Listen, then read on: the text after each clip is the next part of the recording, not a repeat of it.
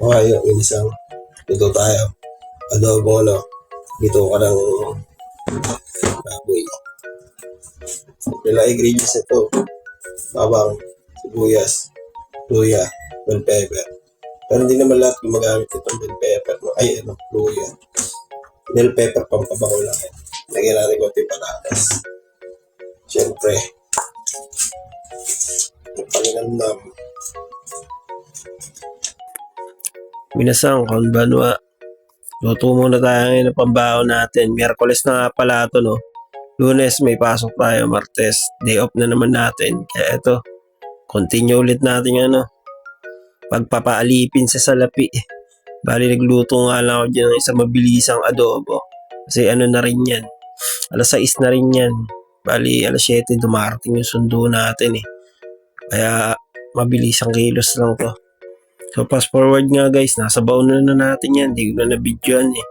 Nagmamadali na rin kasi ako niyan. Inventong luto lang yan. Itong araw nga na to wala tayong ginawa sa trabaho natin mula alas 7 hanggang alas 11 yata ng umaga. Naglokohan lang kami doon, linis-linis lang kunwari. Tapos itong bandang alauna, nagkayaan nga magpunta sa Misaki, may usapan din pala yung satyo namin. Tsaka yung satyo namin sa akin na mag-aaral kami ngayong araw na to. Bali alauna na nito, no? At yan yung nakikita nyo guys, kung tawagin nila ay polyethylene pipe for water distribution. Pag-aaralan nga natin yan. Bali, inaanok lang yan ng kumpanyang Kubota Chemix Corporation. Kung titignan mo nga lang at base rin sa pagkakaintindi ko, parang PPR. Yun nga lang, hindi nagagamit ng panluto-luto para ma-fix mo yung dalawang pipe na magkarugtong. Hindi mo na nga rin kakailanganin ng Deltex dyan kung ano man pandikit para lang pagdugtongin yung dalawang tubo. Ang pagkakaiba lang may mga bagong gamit to, no? Bali sinubukan nga yan ng senpai natin si Tuan tsaka si Uto. Kung tawagin nga yung pesa na yan ay scraper. At yung hawak naman ni Tuan San yun yung clamp para pipigil dun sa barenang umiikot at sa nagbabawas ng tubo. Same scenario lang din sa ginagawa natin sa Pilipinas, kaya lang yun sa atin, kinakaskas lang natin ang liha para gumaspang. Ayan naman habang nakasalpak yung scraper sa barena, ayun nga, konti-konti niyang babawasan yung tubo natin base doon sa sukat na inilagay nyo rin sa tubo. Para mag-fit siya doon sa parang coupling na yun naman ang lulutuin para magdikit tong dalawa, no? At pagtapos mo nga mabawasan yung dalawang tubo na isasalpak mo dyan sa parang coupling na yan, lalagay mo nga dyan sa chain clamp. Siya yung magsisilbing holder niyan habang niluluto mo yung pipe na yan. Matibay nga yan guys at walang kagalaw-galaw yan pag nailak mo na yan dyan. Parang PPR nga lang din. Tatapat mo sa guhit, centralized dapat lahat yan. At ihigpitan mo na maigi yung clamp natin para hindi parang ma-dislocate yung tubo or pangit yung kalabasan ng luto niya. Pero hindi nga to basta-basta ino-operate guys, no? Kaya nga nandito tayo para pag-aralan to. Meron kasi mga settings yan dun sa EF controller for nominal diameter. Yun yung tawag sa pesa na yun. Bale may scanner siya. Yung mga tubo na yan niya, merong mga barcode yan at yun yung i-scanin para lumabas yung settings o minuto na pwede mo siyang lutuin. Sample na nga lang dyan nila 110 seconds yata yun. O sabihin mo na nga siguro mga 2 minuto yun. Basta pag na-scan mo yung code niyan, lalabas na yung settings niyan at kung saan siya magluluto. Ayan yung ginawa ni Uto. Tinesting niya, ayan. Base nga sa paliwanag nung nagtuturo dyan at sa pagkakaintindi ko na rin, no? Pagtapos nung process ng pagluluto niya ay hindi mo siya dapat agad-agad tanggalin. Meron din po siyang cooling time, no? Naalala ko na naman tuloy mga cooling time na yan sa parang sa Nisera ako nun, lagi ako nag-o-oven at may mga cooling time. Parang gano'n nga rin siya, no? Hihintayin mong maluto yung ginagawa mo bago mo tanggalin dyan para hindi magka-defect yung tubo, no? Or yung ating plastic pipe na pinagdurugtong. At eto nga yung manual niya guys. Diyan ko nga nalaman yung mga detalye niyan. Bali translate natin para di naman malaman yung informasyon sa vlog na to. So fast forward nga guys, dito naman tayo sa pagkakabit ng gate valve at dyan nga ipapaliwanag niya kung paano gagawin yan. Same process pa rin naman, meron ding barcode dyan at lulutuin din. Pero ang ipapakita niya nga ngayon guys is kung paano butasin yun sa gate valve at saka i-clamp yung gate valve na yan. So tara, pakinggan nga natin yung paliwanag niya kung anong gagawin dyan. At dahil di ko rin naman naiintindihan yan, pakinggan nyo na rin para sama-sama tayo walang maintindihan dito. Hindi, joke lang.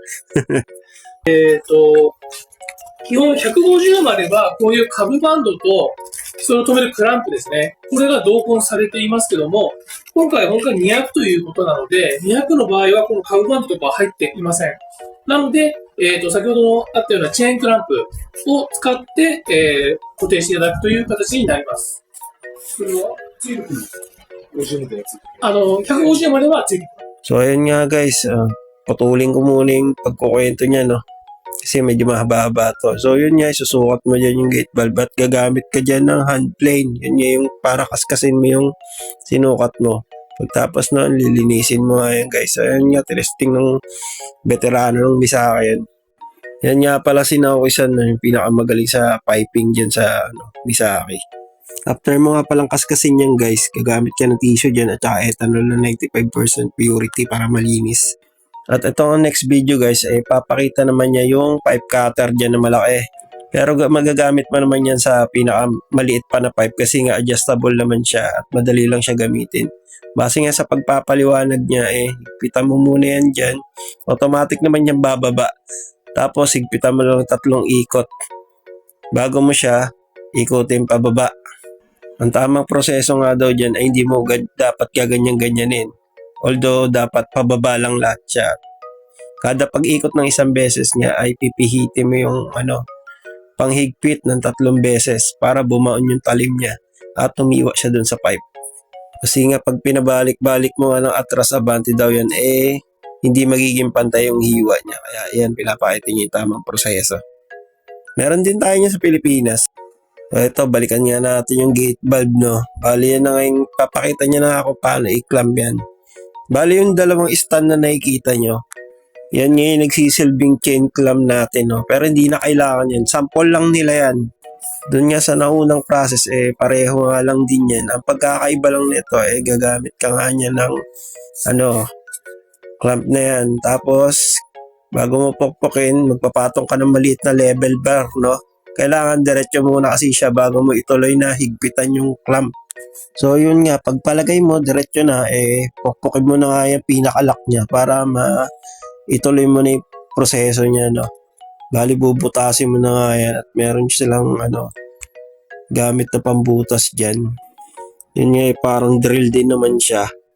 Parang tubo siya na meron talim sa loob. Siya nga yung papasok doon sa loob ng ulo ng gate valve, no, para butasin yung pipe natin at makadaan doon yung tubig. At yan nga nagumpisa na siyang pihit-pihitin yan at ipakita kung paano gamitin itong tools na to, no, para mabutas yung pipe natin. Kung titignan mo nga medyo old school ngayon no, way ng pagbubutas niya yan. Pero mukhang effective naman itong mga tools nila, no, lalo na yung pagluluto ng tubo. Tinignan nga natin yung after na luto at saka na huling maganda nga yung pagkakadikit niya, hindi naman masisira agad kahit siguro malakas yung pressure ng tubig. So fast forward nga guys, pauwi na ako nito, no. At na maaga tayo natapos dun, mga alas 4 lang siguro yata yun, uwian na kami yan. Hindi na nga ako nagpahatid sa apato natin dahil meron din akong balak puntahan. At eto nga yung supa, dahil bibili tayo ng bigas, ubos na po yung bigas natin. At medyo mahal nga yung bigas dito, no. Tignan mo naman yung presyo, nagtaas na naman. Nung nakaraan, nasa 3.5 lang yan. Ngayon, bumalik na naman sa 4,000. Kaya iyak. Pero kailangan natin bumili.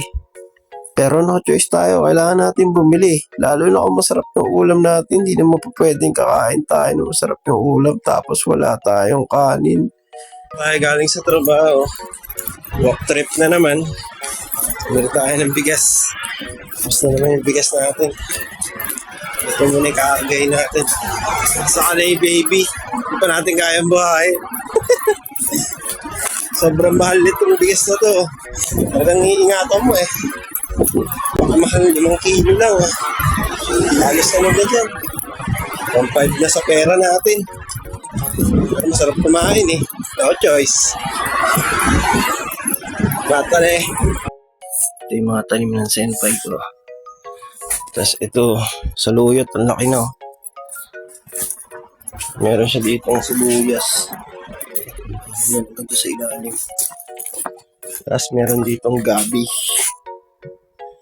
Mahilig din sila sa gulay. Kasi ito saluyot pa rin ito. Tapos tignan nyo naman yung ano nila, alokbati, kung gaano kalalaki yung dahon. Ang dami nila alokbati. Ngayon, ito na yung bilag ko na nakaraan. Yung tinanim ko. Nag-uusbungan na siya. Ayan o. Ang dami. Ang dami ang tinanim ko hanggang dun yan. Ito yung iba palabas pa lang sa lupa. Ayan. Ano yan? Ampalaya at kalabasa. Meron pa ako rito. Hindi ako plantito Nahiligal lang. Ayan. Tapos ito pa yung mga bagong patubo ko. Dito nagtanim naman ako dyan ng sili labuyo tsaka bell pepper. Hintayin nating umusbong yan. Tsaka pakwan pala. Ito may rosas pa rito. Ito tanim pa ng senpai natin Vietnamese bago umalis Buhay pa naman siya. Pero parang bibigay na. Ito ang gemba natin ngayon. Gigibain natin tong opisina na to.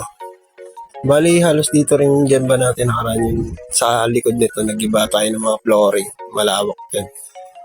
Okay, naganda lang pag nagigiba tayo ng bahay guys. Marami tayo nakuha na items. Tulad ngayon nga, bigyan tayo ng laptop ito. Wala nga lang charger, pero makalumang laptop na to.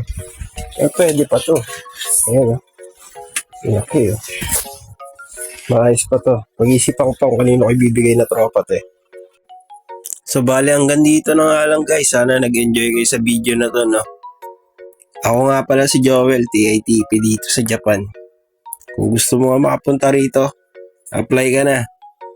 Magkita-kita tayo dito at magpaalipin tayo sa salapi. Ito nga pala ang ating agency at ang ating school. At nandito na rin ang mga taong kailangan nyong hanapin para makapunta kayo dito sa Japan. Di kayo made, sayonara, soshitigo, shicho, arigatou gozaimashita.